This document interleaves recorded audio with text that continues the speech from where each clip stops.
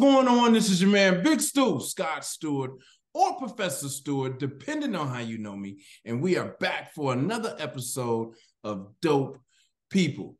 And for all of you who are always tuning in, you know we do not disappoint. And this episode is by far one of the best episodes that we've ever had. Tonight, we have with us the one and the only Mr. Gregory Sain. Gregory Sain, welcome to the show, Dope People. Yes, sir, Mr. Thank you, Mr. Dope Professor. Depending on how you know me, man. Depending on how you know me. Well, dope, really, that to me means like when people really say dope, and when you dig deeper into the word dope, it means somebody that could get you high with knowledge. Dope, you think it means like cool, then that was dope, but really that meant that was powerful. Wow. You dig? That was really high energy, high frequency. So dope. You coming on redefining terms and giving perspective. I love it. But look, hold tight, because I really want to introduce you properly to the people. Mr. Gregory Sain is currently functioning in the capacity of Director of Community Safety and Relations. Mr. Sain worked successfully for many years with the Chicago Urban League as the director of the widely acclaimed Mailed Responsibility Program. Mr. Sain's speaking abilities and outspoken disposition afforded him opportunities to work as a former radio host at WVON 1690 and WGBX 1570, an intellectual radio show and commentator on Truth Radio, but Naked Truth. Co-founder of the New Black Leadership Coalition, Mr. Sain's management skills served him well as the manager of comedian, actor, and author Steve Harvey of the Steve Harvey Show. Mr. Sain is a well-sought-after motivational speaker and has moderated several Today's Black Women Expos and town hall meetings. Mr. Sain is a recognized and popular keynote speaker for graduations. He's a proud father. He's the FOI, Fruit of Islam, and an honorable son to his wonderful mother. Ain't no telling what Gregory Sain is going to say. Mr. Gregory Sain, welcome to the show officially. What a great introduction.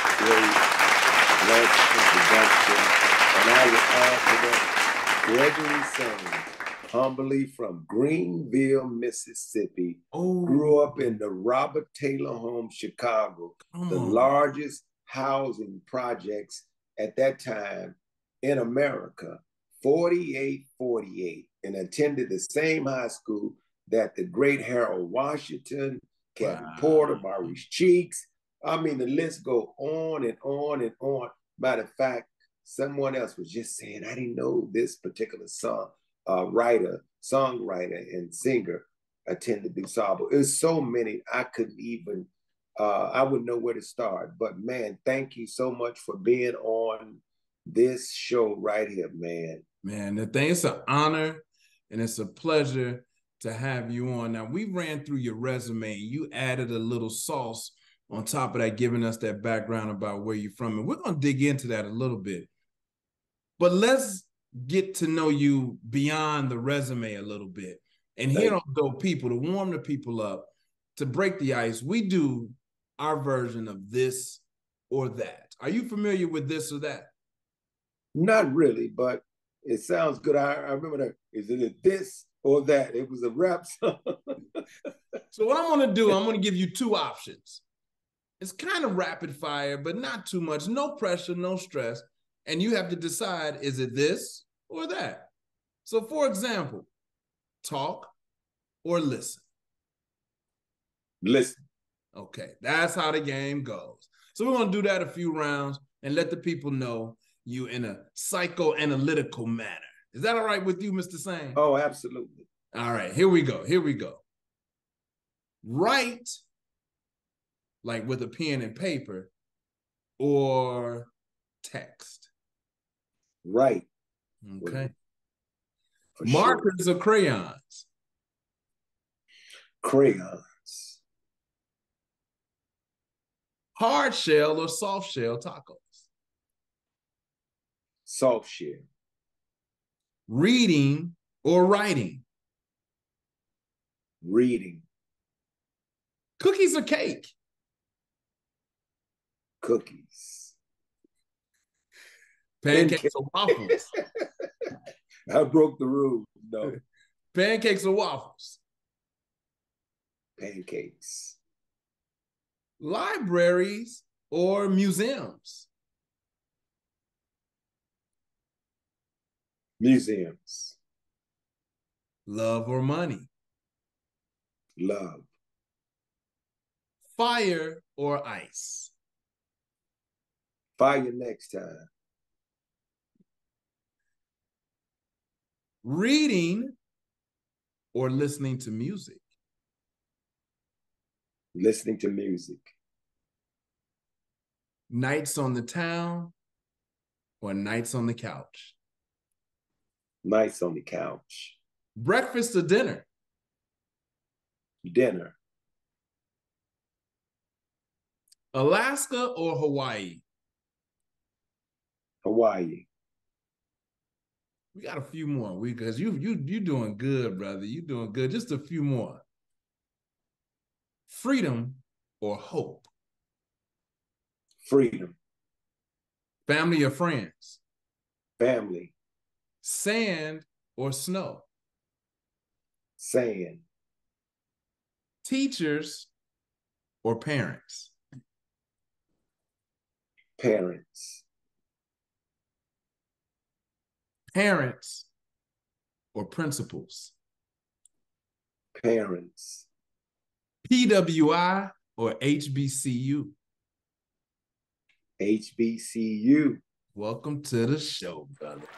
Welcome to the show. You are completed. You have completed this or that. And believe it or not, we know you more intimately than you realize. So thank you for participating with our icebreaker here on this show. I want you to take me back to 6th grade, Gregory Sain. Describe 6th grade Gregory Sain. Who were you in the 6th grade? Oh man, that's a great question. Thank you for asking me that question. That question is like from God. I mean, you picked the right grade out of all the grades. It almost I have to stop because it's emotional. I had no idea that would be the first question. Mr. Davis at Anthony Overton Elementary School, living in the Robert Taylor homes, the projects. And at that time,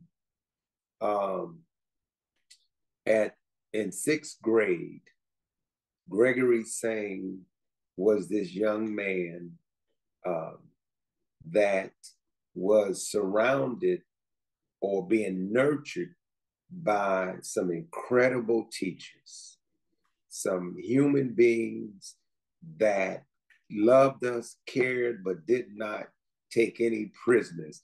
In 6th grade, Mr. Davis had a paddle.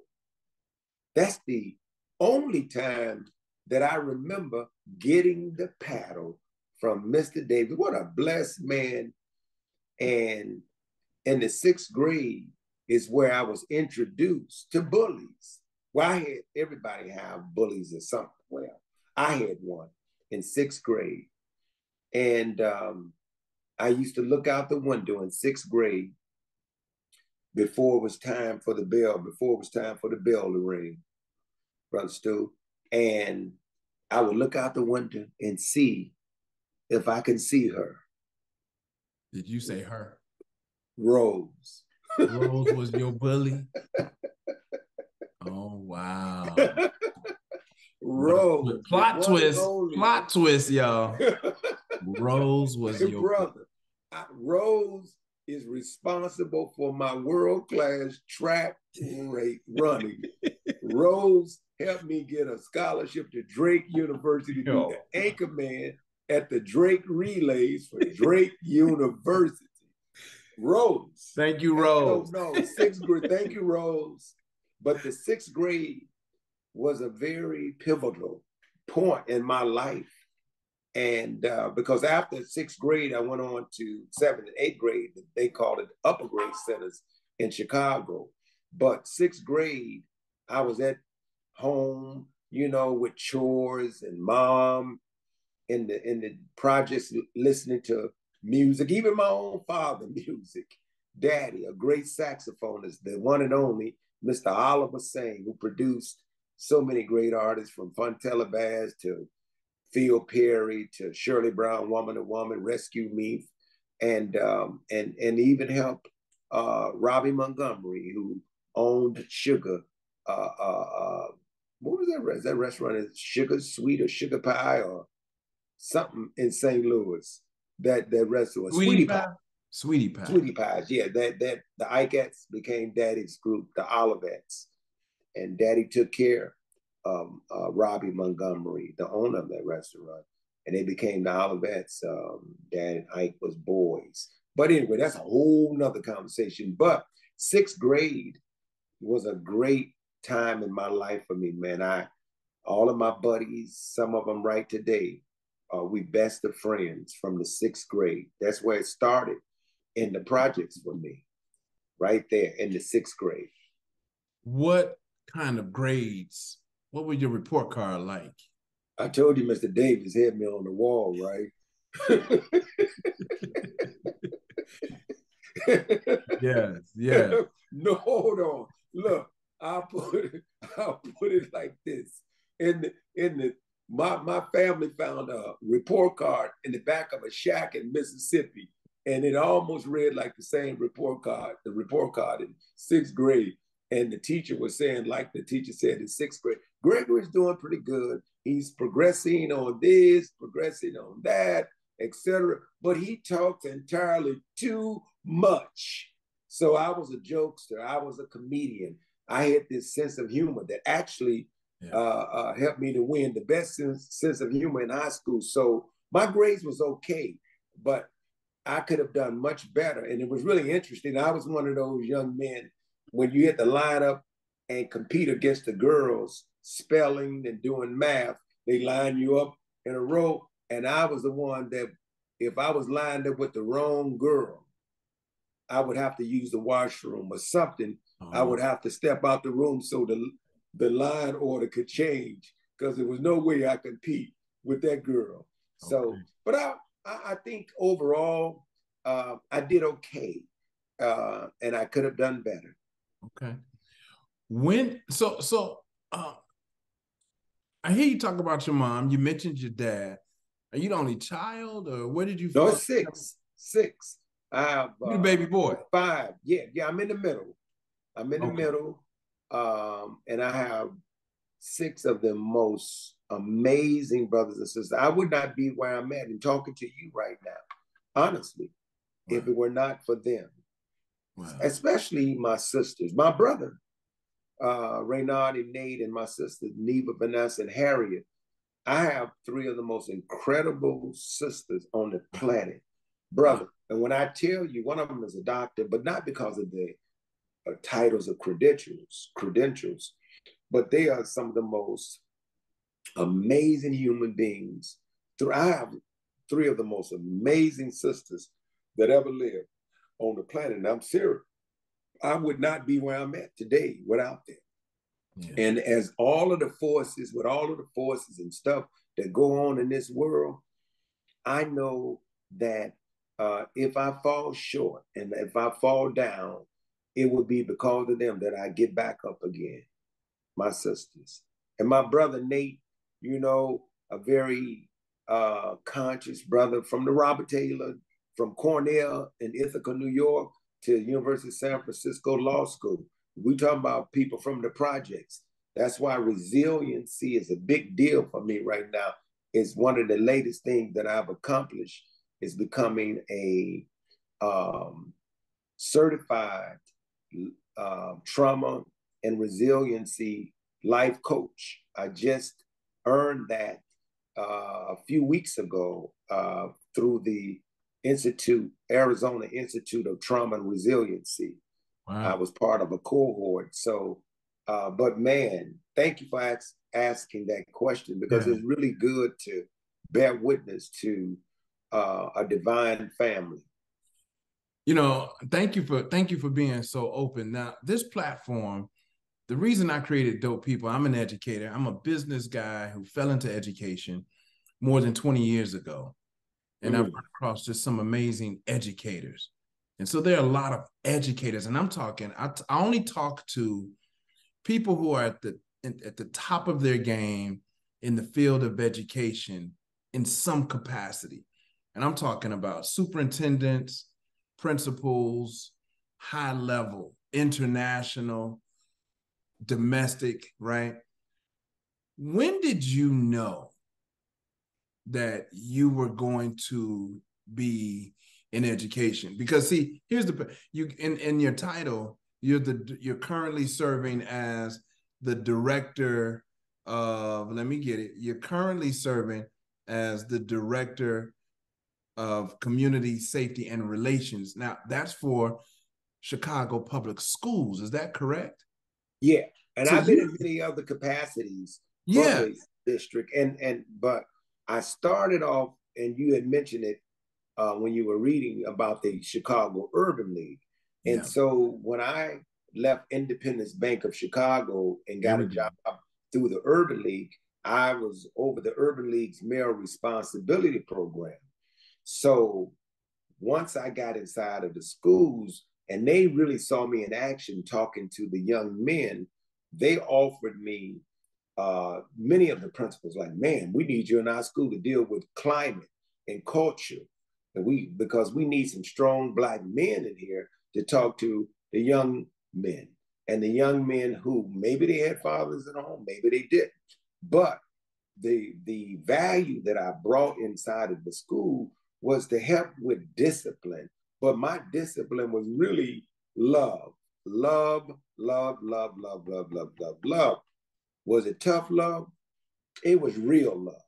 And it was the kind of love that when some of the young men were struggling, even academically, and then it affected their behavior because they were struggling, lost, with that academic piece. But socially, I knew I had to help get them to see that there might be, and I didn't mention you got low self-esteem or that you can't,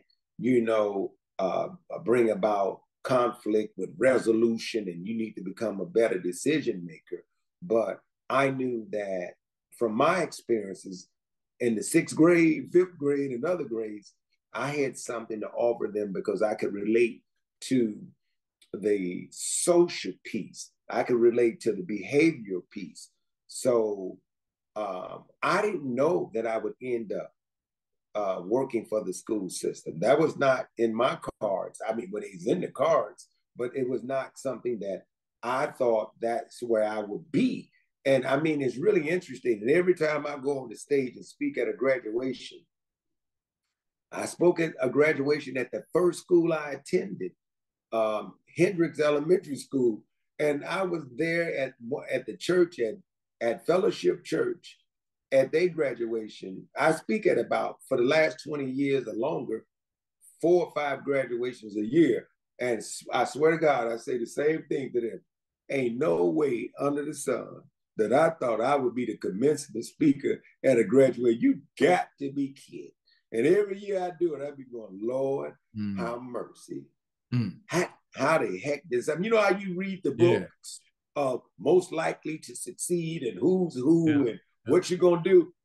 That right there, you couldn't have ever told me in my wildest imaginations that I would be working for the board and being a support system as we deal with some of the challenges that young people have, even just going to school and being safe and a perception of safety. So, man, it's such a divine blessing that I'm in the capacity that I'm in.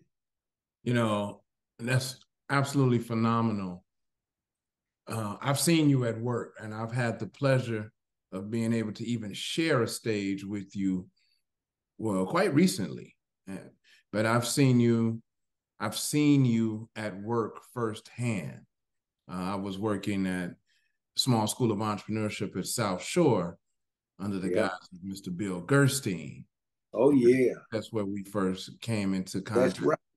We may have crossed paths because I was doing work at Chicago Urban League in the early 2000s as well, running their entrepreneurship program. And so I see you, part of the reason why you're on here, you're an educator. How did you make it out of the projects? How did your family, like, what's the secret sauce that's missing? Or what's the secret sauce to being resilient and overcoming these circumstances? What are you communicating? What are you telling kids that they need to pick up so that they don't fall in the trap? How did you do it? What are you telling these kids?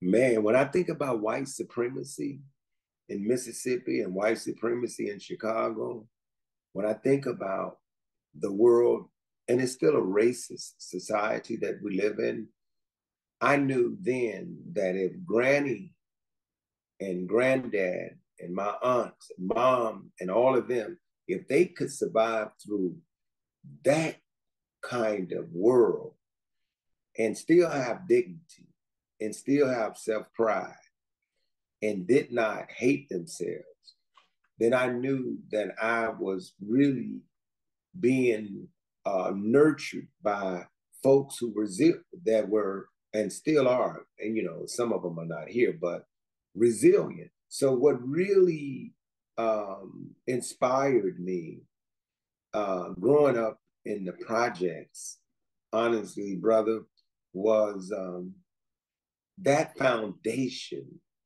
and that love. And then there were mentors like a Chuck Hill, Mr. Hill, and a Floyd Neal, and a James Taylor from the Urban League, Mr. JT, but Chuck Hill and Floyd, and there was others that really was there for me. And in the projects, you talking about some unconditional love.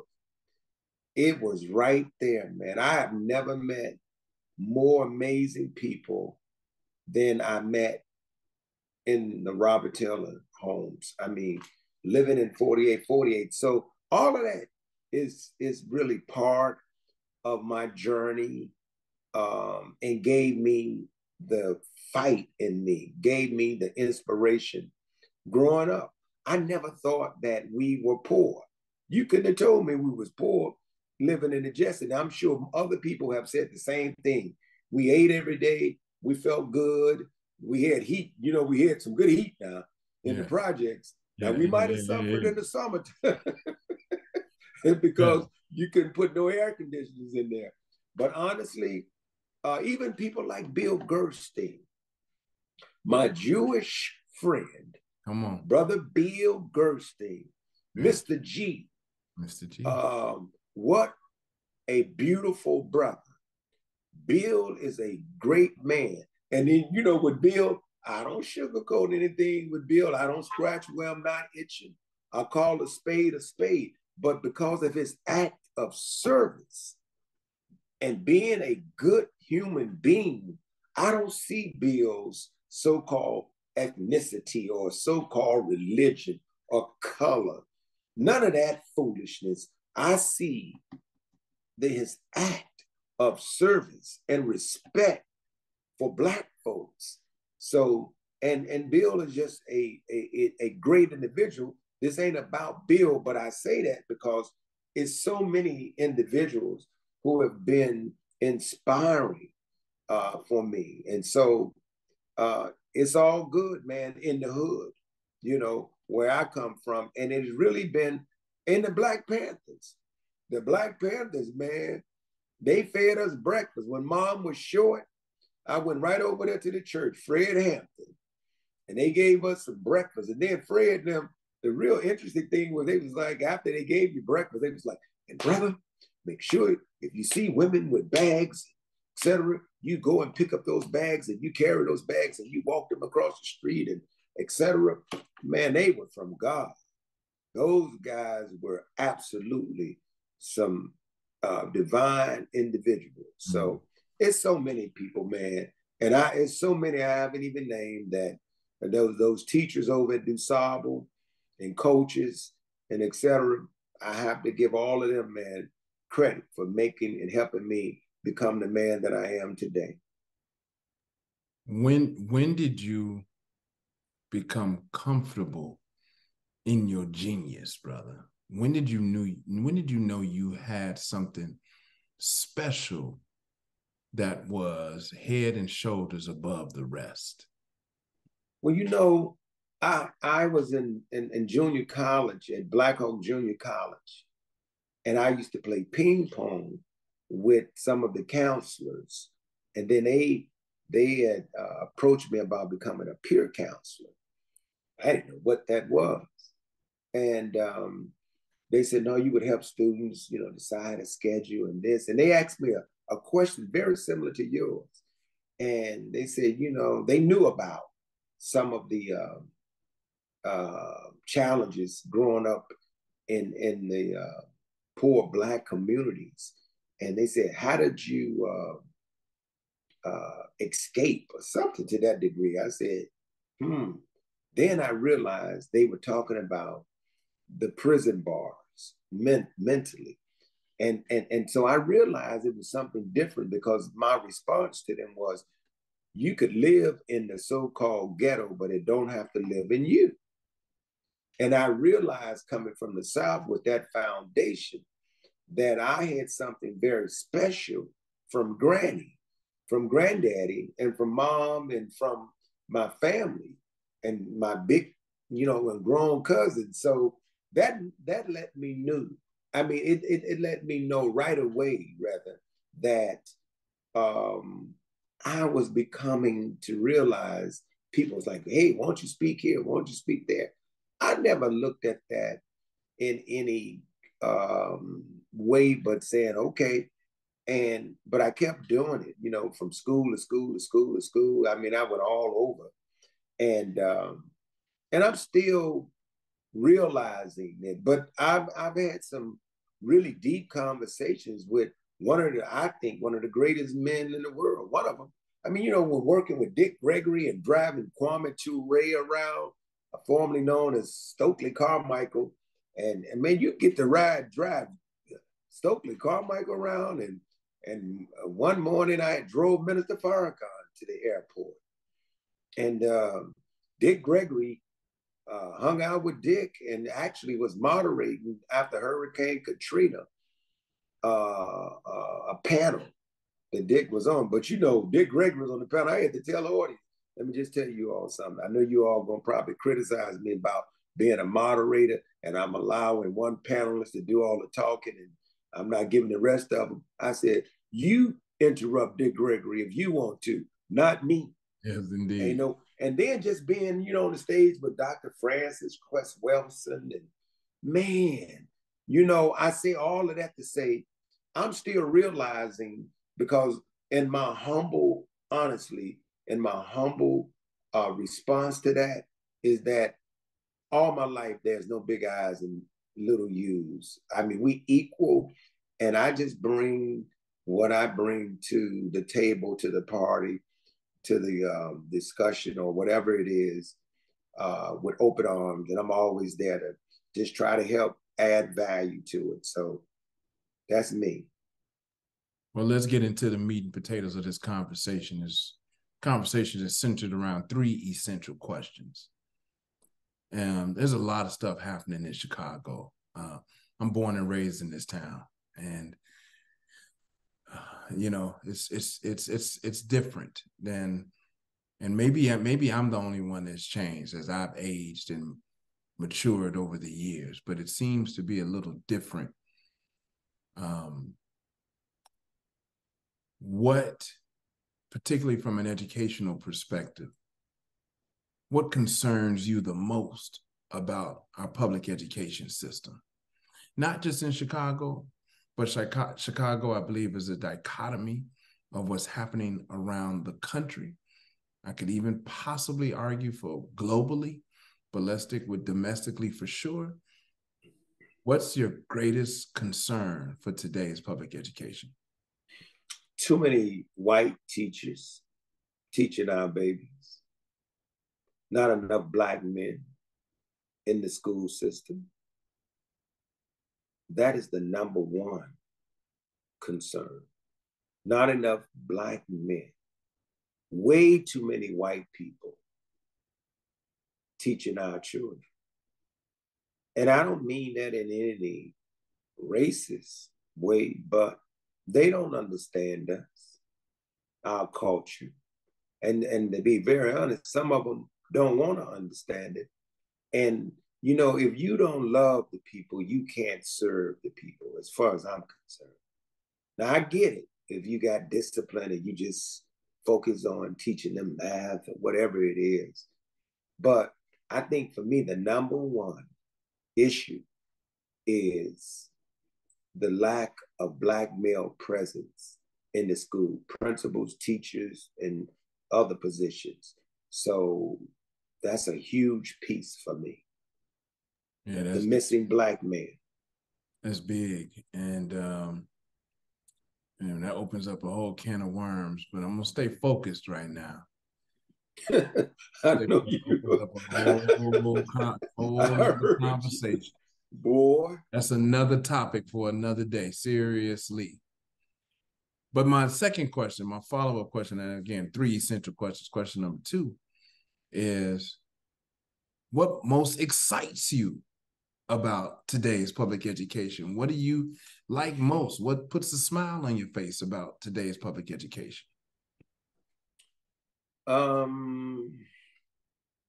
There's not too many things put a smile on my face about it, to be honest, today.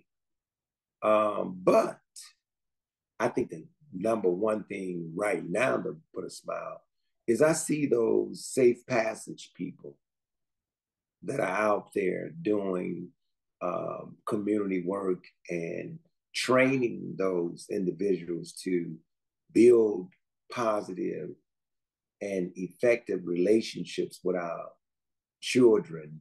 That excites me to know that with some of the dynamics in our community, that there's some caring individuals that are greeting our babies as they travel to and from school. And then also, I guess what excites me too is that there's still some really good human beings in some of the schools, and not enough, but I'm always excited when I come across principals and teachers and staff that really connects with the children and the children connects with them, and that they love what they are doing. They really, really, really love helping children navigate through the many, many, many snares and traps and challenges in this world, especially here in Chicago. So that honestly gives me some inspiration, makes me smile when I see caring individuals that are passionate about helping our babies with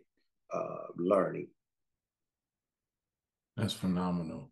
That's phenomenal. And I will say the same thing. Seeing the safe passage workers, honestly, makes me feel a little at ease. That there's somebody, humans, out there really watching over our babies by simply just being a presence. AI, technology can't replace that. Thank you. Phenomenal. Thank you. The other piece, this is this third question, the third of the 3 essential questions. If you could do education your way, what would that look like? I think if I can do education my way, I really would separate the boys and the girls. I think it's a distraction. But I understand the socialization piece because, but in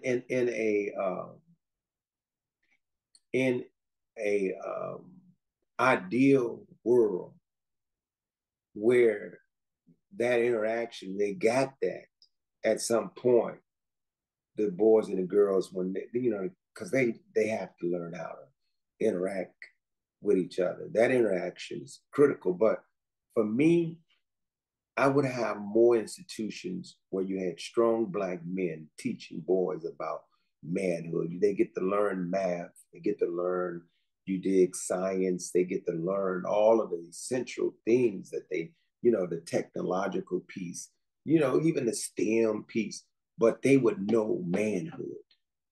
There's no way they can leave out that door without manhood training. And when they left that door, they would know the essence of who they are and how important it is to show up, you know, as this productive, strong young man that is a protector and of his community, and that everything that he's gaining and knowledge will serve him to come back and build his community, protect his community, and etc. So I would, to me, it would be a school that have that in the curriculum, manhood. You know, we used to do gym, and we had the tough coaches, and you know, it wasn't this politically correct society, which is not politically correct. They actually are in our business to some degree, because I'm okay from some of the discipline that I receive, and I understand people are very politically correct, but I'm thankful for Granny and Mr. Davis. Yeah. Thank you, Mr. Davis. Yeah, you can hear my voice, Mr. Davis. Them licks, yeah, man, they made me. They made me a better person, Mr. Davis. I know you not here hearing me, but thank you, Mr. Davis. Now, at the time, Mr. Davis, did I ever think it was abuse? Nope. And I sure didn't go home and tell my mama that Mr. Davis had to tap me a few times because she would finish the job. Oh, yeah, you did something that Mr. Davis had to tap you? Assume the position, boy. Yeah, so, anyway. Hey, listen, brother. I feel compelled to ask this question. It's just like, I could see myself watching this back in the replay and being like, why you ain't asked that question? What is it? You spoke to Black men missing in education, in the buildings. Where are the Black men? What happened to the Black man? Ooh-wee. Man, let me tell you, it has been an ongoing effort to dehumanize, feminize. It has been an ongoing effort to destroy the Black man. And it's not subliminal. It's not a conspiracy. It is absolutely by design. And what has happened to the Black man, when you look at even the complexity of that question, and you see that by nature, we're not violent. By nature, we didn't know nothing about no gang banging. I came from white guys, you know, Canaryville, Bridgeport, Dayland. But what happened to the Black man is, you know, we took on some of the ways of folks who didn't love us and care. And so there's been an aggressive effort to destroy Black men, and all of the stuff that they have thrown at us, from drugs, you know, to hardship, I think that what has happened to the strong Black man has been ongoing. It seemed to be more profound now, but Malcolm, you know, was a hustler, pimp, and only went to the 8th grade. So the knowledge of self is really critical of what has happened to the Black man. The Black man has lost the knowledge of himself and don't know that he is absolutely the original man. So when you lose the knowledge of self and you really don't care about who you are and don't know who you are, your self-esteem, low self-esteem shows up. And then, unfortunately, it hasn't been a lot of support, even not enough from our women. We've been beat up by society, and then you go home and get beat up. Yeah. So that support has been missing. I know we got some amazing sisters, but unfortunately, and not making excuses for so-called accountability, etc. But it's been an effort from 3rd grade. I remember this book, Jawanza wrote. Remember Kung Fu? Oh, yeah. Your friend of mine. He wrote this book called Countering the Conspiracy to Destroy Black Boys. And Jawanza did a lot of research, and he said there was this thing called the 3rd grade syndrome. And there was a lack of identification with Black males. So early on, that is what happened to the Black boy and Black young man, Black men, is that there's been a concerted effort to destroy Black men. The government of America, the school system, the economic system, the social fabric. It's been a bunch of different forces, and we fell for some of it. You know, Malcolm had to go and get some teachings. Malcolm had to go and find himself in the joint. So I just think and believe and know, really, not believe, know that the Black man has been collateral damage in the midst of trying to survive, always behind the 8 ball. And this system hates the Black man. It really do. They feel threatened by the Black man. They don't care about you shooting ball and dancing and singing and rapping and tap dancing and entertaining them and being on the sports program and all of that foolishness, some of that. But when it comes to scholarship, when it comes to leadership, when it comes to being an inspiration to your people, they don't promote you whatsoever. The only thing that's promoted is stuff that distracts us. That's big. That's big. Thank you for sharing your insights, man. It's definitely one to grow on. What's you know, we're wrapping up this conversation. What's the one thing that you want to make sure you communicate to our listeners? And mind you, our core listeners are high-achieving educators, are high-achieving educational leaders. These are the network chiefs that are listening. These are the superintendents. These are the deputy chiefs. These are the school board members. These are principals, assistant principals, counselors, teachers, seekers. These are the folks that are listening. What is it that you want them to know before we get out of here today? If a child is not learning the way you teach, then teach the way they learn.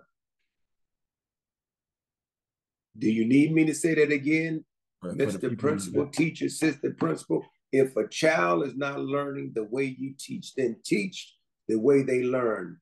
If you don't love the people, you can't serve the people. And so our egos, our false pride, and our lack of unity and respect, I would tell all of you all that get your administrative credentials and become leaders in the school. Remember, ain't no big I's and little U's. And then when you talk the stuff about building relationship and team building exercises, don't just do that for formality. Don't just do that for PowerPoints. Open up, learn to give, and stop tripping with power and egos.